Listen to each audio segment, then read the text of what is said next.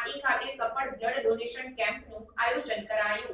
જરૂરિયાતમંદ દર્દીઓને તાત્કાલિક બ્લડ મળી શકે તે હેતુથી અબાબિલ યુથ ફાઉન્ડેશન અવારનવાર અલગ-અલગ વિસ્તારોમાં બ્લડ ડોનેશન કેમ્પનું આયોજન કરતા રહે છે, જેના વિશેષ ભાગરૂપે તારીખ 27 ફેબ્રુઆરી 2024ના રોજ મદ્રેસા-એ ગુલશન-એ બગદાદ આટી ગામ ખાતે વિશાળ બ્લડ ડોનેશન કેમ્પનું આયોજન કરવામાં આવ્યું, જેમાં આટી ગામના યુવાઓએ 104 યુનિટ બ્લડ ડોનેટ કરી બ્લડ ડોનેશનના કાર્યક્રમને સફળ બનાવ્યો હતો.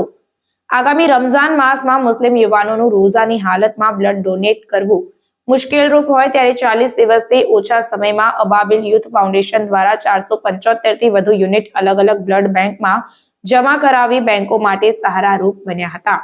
ડોક્ટર હિદાયત સાહેબે ખડે પગે રહી કાર્યક્રમને સફળ બનાવવા માટે અનેરો ભાગ ભજવ્યો હતો. આ ઉપરાંત મૌલાના નૂર મોહમ્મદ અશરફી, રફીકભાઈ મલિક, દાઉદભાઈ મલિક, મૌલાના જિયાઉલભાઈ અશરફી જેવા ગ્રામના અગ્રણીઓ પણ સતત હાજર રહ્યા હતા.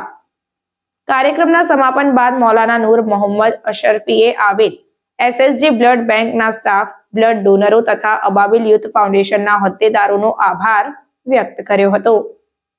રિપોર્ટ નઝીર શેખ સાથે કેમેરામેન આરિફ સૈયદ, વડોદરા. આજ રોજ પાદરા તાલુકાના આટી ગામે સરકાર પીર પાલમ શહીદ બાવાના ઉર્સના મોકા પર આજે બ્લડ ડોનેશન કેમ્પનું આયોજન કરવામાં આવ્યું હતું.